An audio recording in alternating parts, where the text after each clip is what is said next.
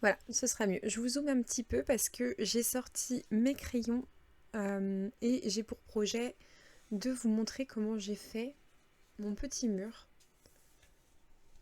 juste ici. J'en suis super, super contente. Vraiment, je suis ravie du résultat. Ça m'a pris mais littéralement 5 minutes pour le faire. J'exagère un peu, je dis littéralement, mais c'est pas du tout ça. Mais zéro prise de tête pour le faire. Alors je voulais pas faire des briques orange parce que j'avais déjà tellement de rouge orange là de couleur chaude. Je voulais neutraliser un petit peu tout ça avec quelque chose de plus sombre et de moins peps.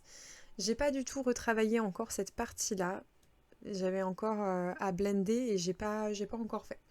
Je le ferai un petit peu plus tard. Là pour l'instant j'ai tout sorti. Je voulais faire ça avec vous.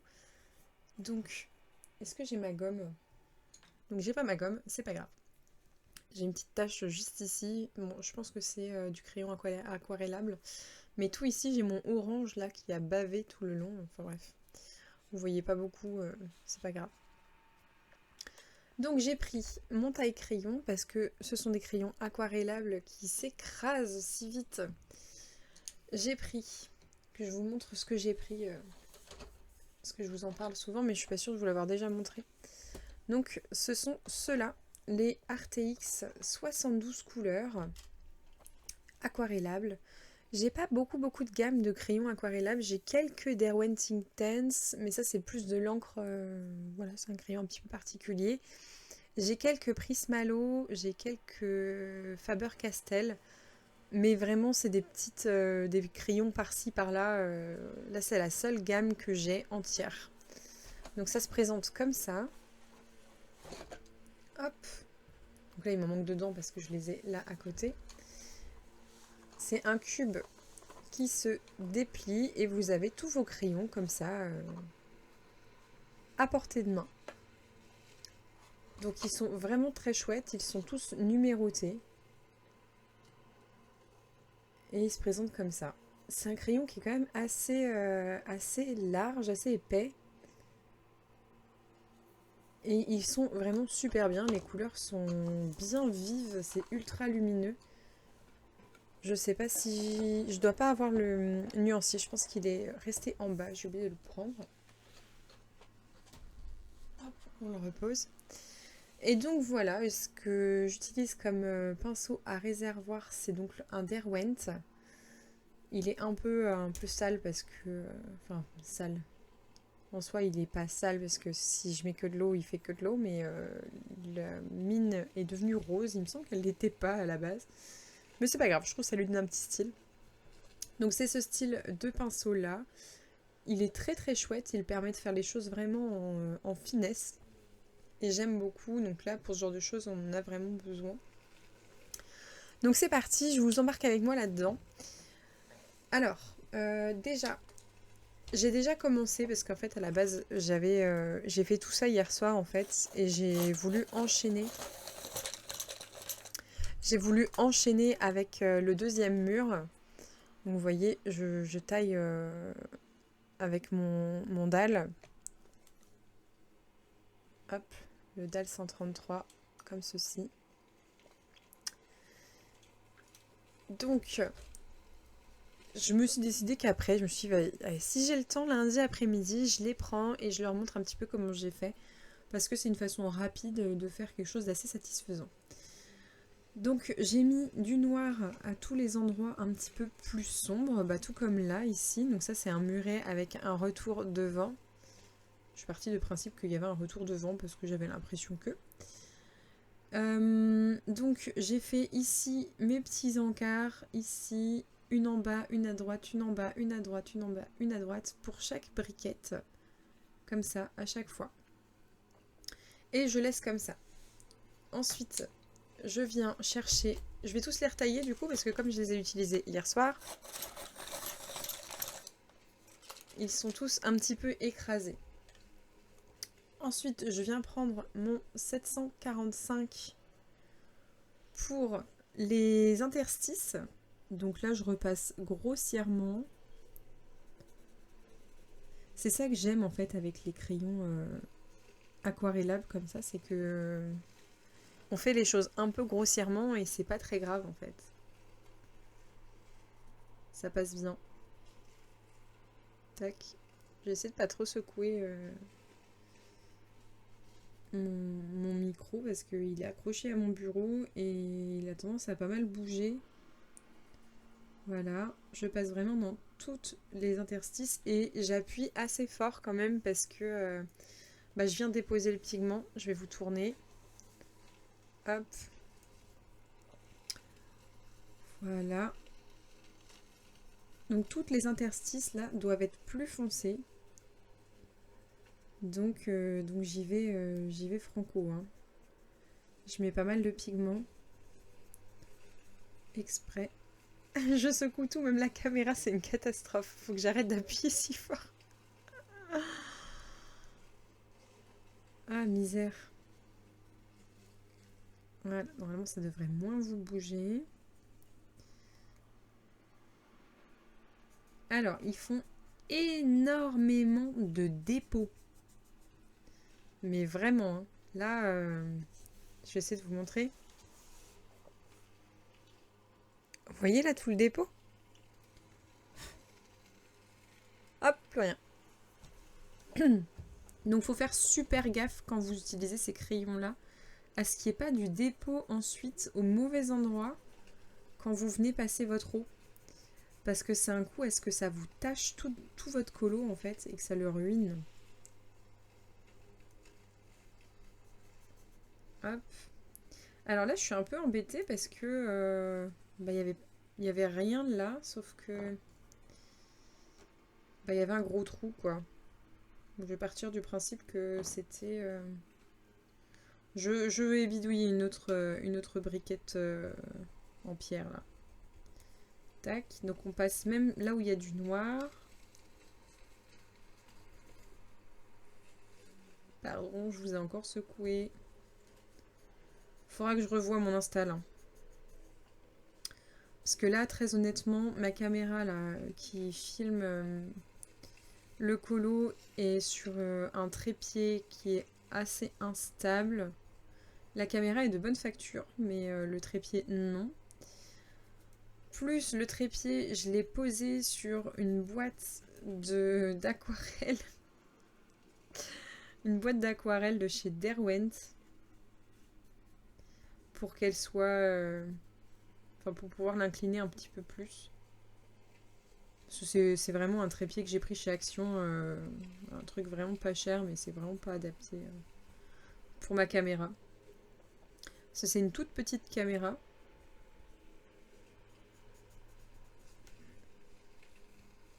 Et j'avais pas de trépied pour ça. Tac. Je sais pas si je devrais pas vous zoomer un petit peu plus quand même. Donc, qu'est-ce que je disais? Oui, mon trépied, il est vraiment pas fou. Trépied de chez Action que j'ai pas payé cher. En fait, c'est un trépied normalement c'est une espèce de perche pour téléphone plutôt. Et à la base, je l'utilisais pour mon iPhone.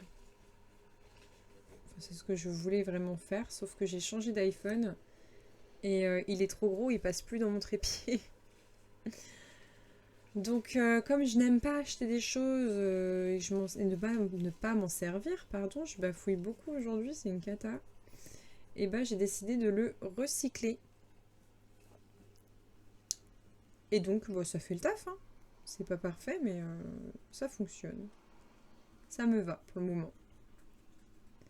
Comme de toute façon, c'est pas vous prendre en coloriant comme ça, c'est pas quelque chose que je fais souvent. Du coup, c'est pas dramatique si quand je le fais, c'est pas l'idéal. Voilà, donc j'ai fait toutes mes interstices. Non, pas toutes. Voilà, à force de zoomer et de discuter, j'oublie des choses. Voilà. Maintenant, on va souffler un petit peu nos cochonneries, parce que vous voyez, il y en a quand même beaucoup. Voilà. Et une fois que j'ai fait ça, je vais venir essayer d'apporter un petit peu de relief et de relief et de texture en fait à ma pierre. Je vais utiliser 3 crayons pour ça. Je vous les ai mis à l'envers. Donc je vais utiliser le 745, toujours que j'étais en train d'utiliser là, le 723 et le 710. Les zones les plus foncées, je vais garder un petit peu le même style que ce que j'ai fait là avec mon noir, c'est-à-dire que je vais venir foncer à droite et en bas. Donc droite et bas avec le 745, c'est vraiment une prolongation de mon noir. Donc je fais ça rapidement. Voilà. En bas et à droite. Je m'applique pas, hein, je fais pas des dégradés de fou. Après, c'est le pinceau qui va venir faire tout le taf pour moi.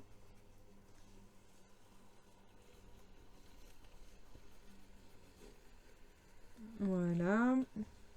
En haut, je vais faire la même chose.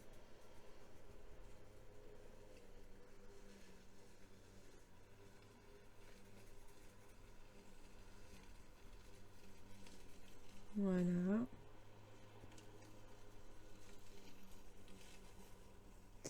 Donc vous avez compris le principe. Je vais continuer tout mon mur en faisant comme ça avec mon 745 et je vous reprends tout de suite après. Et voilà le travail. Donc une fois que j'ai fait mon petit coin comme ça avec mon 745, je prends mon 723 qui a une teinte légèrement plus claire et pareil, je viens juste prolonger tout ça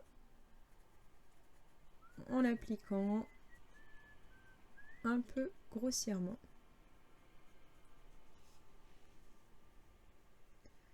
Dans la prolongation du 745 et du noir. En fait, je vais laisser le petit coin inférieur, supérieur, pardon, plus clair. Et je vais pas forcément faire exactement la même chose pour chaque.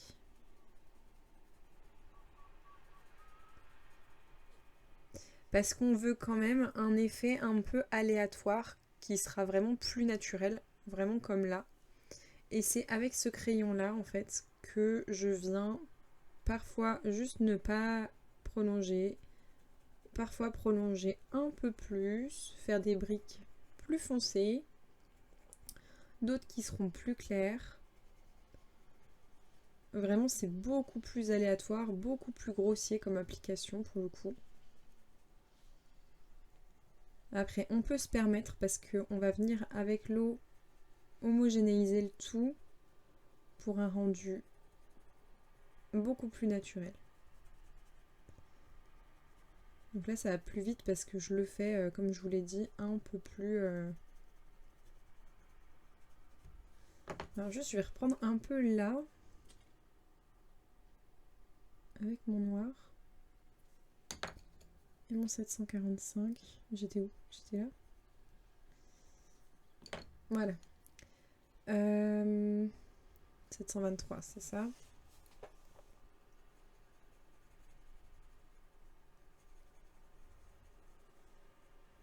Comme ça.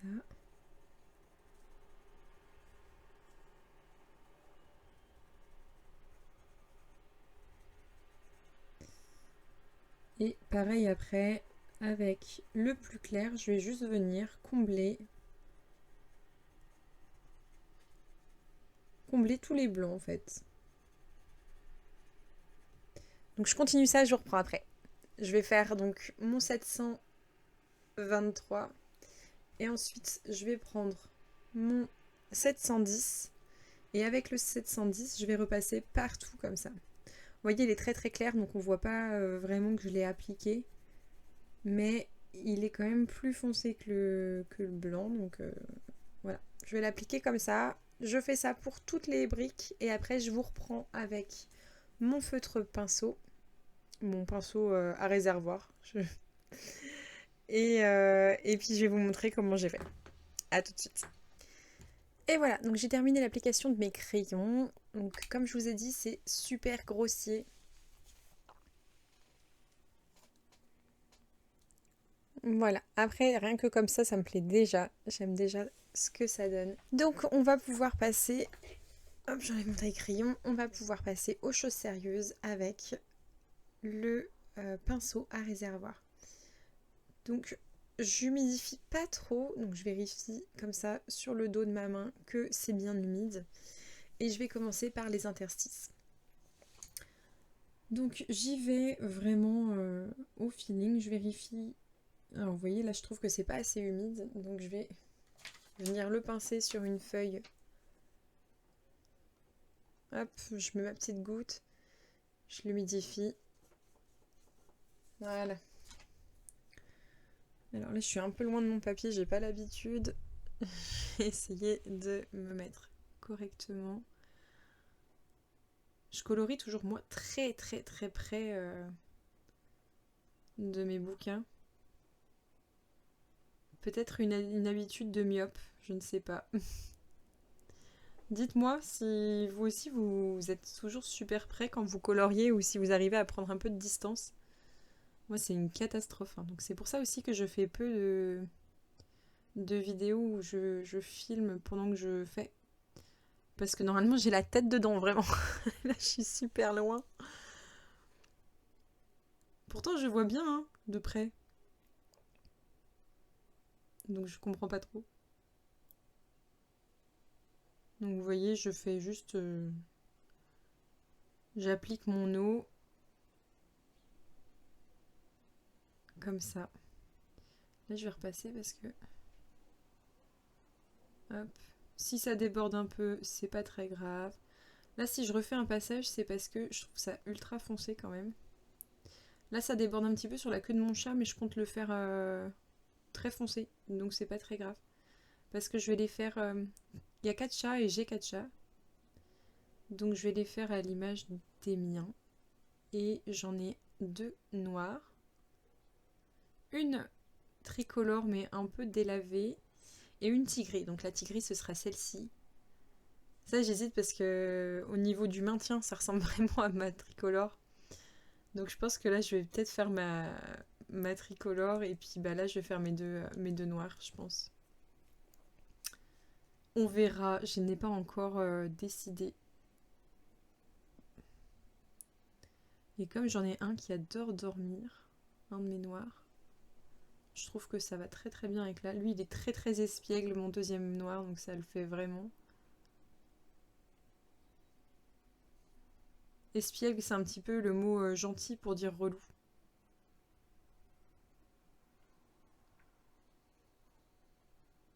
Donc, hop. J'essaye d'y aller doucement, mais en même temps, je veux pas que ce soit un rendu nickel. Parce que ce sont des objets naturels et dans la nature, rien n'est jamais nickel. Même s'il paraît que la nature fait bien les choses, elle ne les fait jamais impeccablement.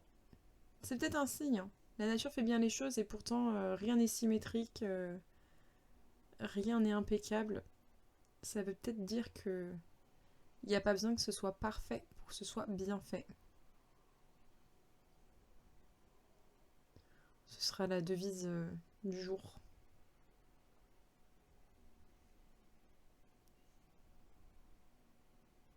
Voilà, on arrive au bout.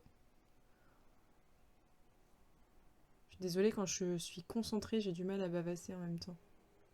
Puis j'ai pas trop l'habitude, comme je vous ai dit. D'habitude, je parle, mais j'ai rien à faire en même temps. Alors là, j'ai bien bavé, mais c'est pas très grave. Hop.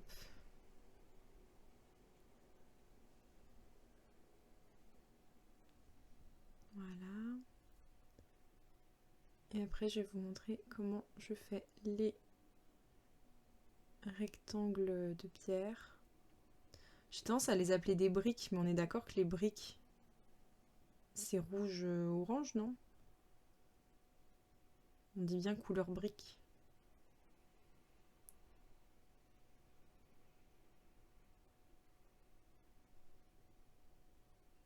Après, il faudra que je réfléchisse à comment je vais faire mon sol. Ok. Alors, j'ai pas besoin de rincer ou de quoi que ce soit parce que je veux quand même garder mon petit reste de d'encre, de couleur pour faire le reste. Je viens d'abord sur ma zone foncée et je viendrai m'occuper du clair après. Donc vous voyez, vraiment je m'applique pas quoi. Quand je vous dis que c'est rapide, c'est vraiment ultra rapide. Je vais même un peu dans le noir et je remonte. Après, je vais venir retravailler tout ça en démarrant par le clair.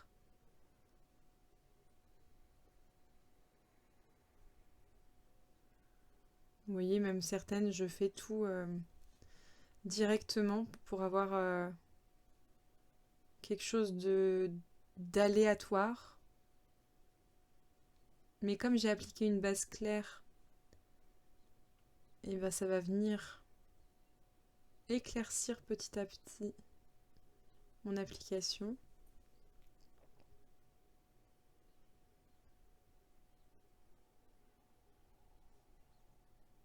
Voilà.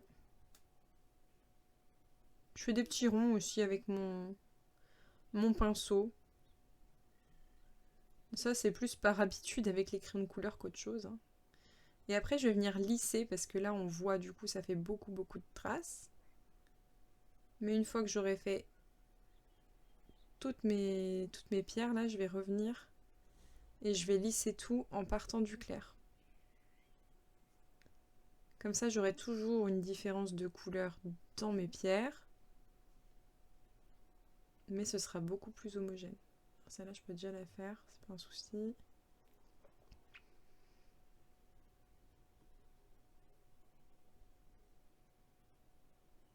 Voilà.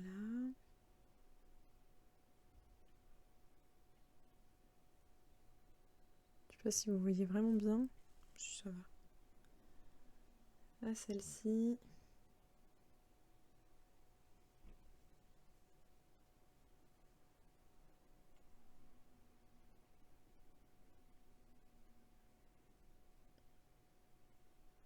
Voilà. Alors là, il va falloir que je me débarrasse un petit peu du noir, là. Donc je reprends ma feuille. Alors normalement, j'ai un petit bout de tissu, mais je sais pas trop ce que j'en ai fait. Et pareil, j'humidifie et bah, ça nettoie en fait mon pinceau. Vous voyez, là, il est tout propre, c'est tout transparent. Donc là, c'est nickel. Maintenant que j'ai fait ça, je viens dans mes zones claires et je viens humidifier le tout pour rendre la chose plus homogène. Donc il y a un petit peu plus d'eau. Mais c'est fait exprès, c'est pour vraiment que la couleur se diffuse. Et que ça enlève les traces. Pas toutes les traces, mais une grosse majorité des traces. Allez, on fait ça pour tout. Là, le petit bout là. Hop. Voilà. Donc je repasse quand même par le foncé. Hein. Je fais mon clair, mais je retourne sur le foncé pour essayer d'harmoniser le tout.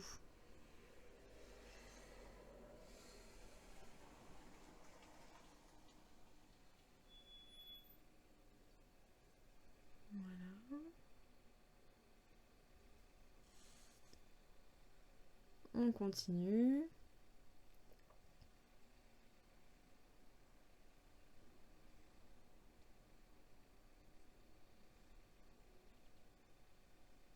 Donc, vous voyez là, comme je suis passée beaucoup dans le foncé, ben j'ai foncé un petit peu cette pierre. Mais c'est pas très grave. Comme je vous ai dit, on veut pas que ce soit nickel.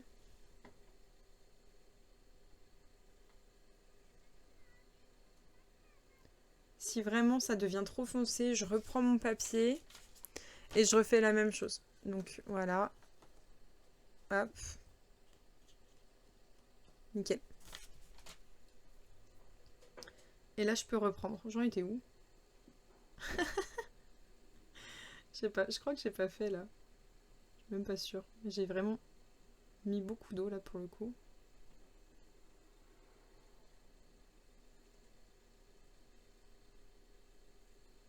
Je pense que je l'avais déjà fait, mais il y avait beaucoup de traces, donc je suis pas sûre finalement.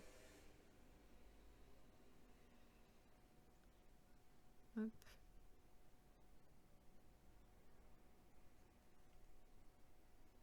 Si, je l'avais déjà fait. Voilà.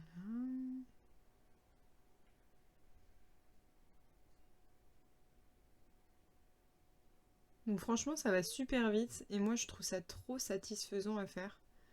On pense pas trop à utiliser les crayons comme ça, aquarellables. Tout de suite, on a tendance à sortir des aquarelles ou des trucs comme ça. Ou tout faire au crayon et se dire, bon bah, crayon aquarellable, j'applique mon crayon, je fais des dégradés et après je repasse de l'eau. Enfin, ça prend 3 fois plus de temps. Eh bien non. Moi je trouve que c'est un gain de temps.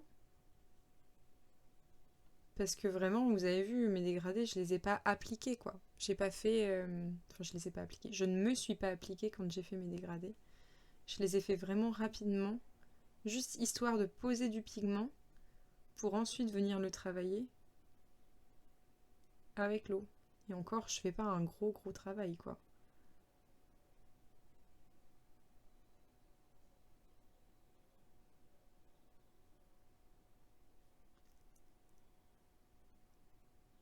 J'ai peut-être un petit peu de fil à retordre.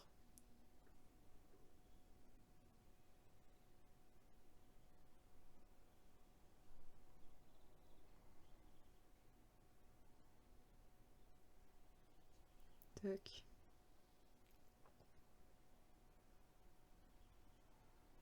Et franchement, si j'ai eu l'idée de faire ça, c'est juste que j'étais en bas dans le salon, que j'avais très peu de matériel avec moi, et que j'avais la flemme de monter les escaliers. Rendez-vous compte où on en est, quoi. Cet abus de flemme de la nana.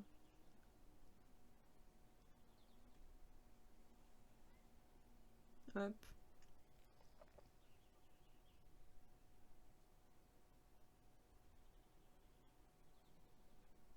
Je trouve que le Derwent, là, il garde vachement bien l'eau. Et en plus de ça, il n'y a pas de distribution d'eau à outrance. J'en ai un autre, mais je crois que c'est un que j'avais eu dans une palette d'aquarelle no name, un truc pas cher du tout. Bah, il est pourri de chez pourri, mais vraiment, quand je dis ça, bah, en fait, il me donne de l'eau à foison. C'est... Il n'y a pas besoin d'appuyer ou quoi que ce soit. J'ai trop d'eau, en fait. Il distribue beaucoup trop d'eau. Ce qui fait que j'ai toujours des grosses coulures d'eau. Mes couleurs sont ultra diluées. Et que c'est un enfer à travailler. Là, celui-là de Derwent, il est vraiment trop bien. Et je crois que je l'avais eu dans ma palette d'aquarelle Derwent, d'ailleurs. Celle qui est sous mon trépied. Je m'en suis servi pour autre chose que de faire un trépied, hein, rassurez-vous. J'achète pas de l'aquarelle Derwent juste pour faire tenir ma caméra. Hein. Et voilà, vous voyez, déjà terminé. Il est où le bouchon? Il est là. Je le nettoierai après. Et voilà. Donc je vais laisser sécher tranquille. En tout cas, ce papier-là, avec les crayons aquarellables, franchement, c'est à peine gondolé. Quand je le prends comme ça... Enfin, vous voyez, quand il sera refermé, ni vu ni connu, et puis ça traverse pas non plus. C'est nickel. Voilà, très contente de l'avoir avancé avec vous. Maintenant, il faut que je réfléchisse à la suite, au sol notamment, au ciel. Et puis je ferai les persos après. Je sais pas si je fais un peu de verdure, si je pars sur des fonds neutres.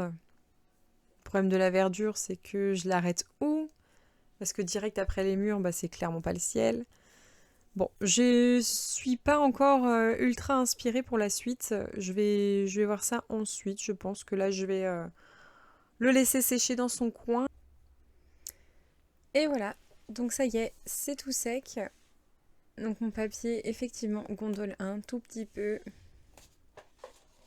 Il est un peu plié. Mais rien un bon dictionnaire ne me saura résoudre. Donc voilà. J'espère que ça vous a plu. Moi, j'ai beaucoup aimé faire ça. Je pense que je vais quand même reprendre un petit peu le noir. Donc juste appliquer un peu de noir par-dessus.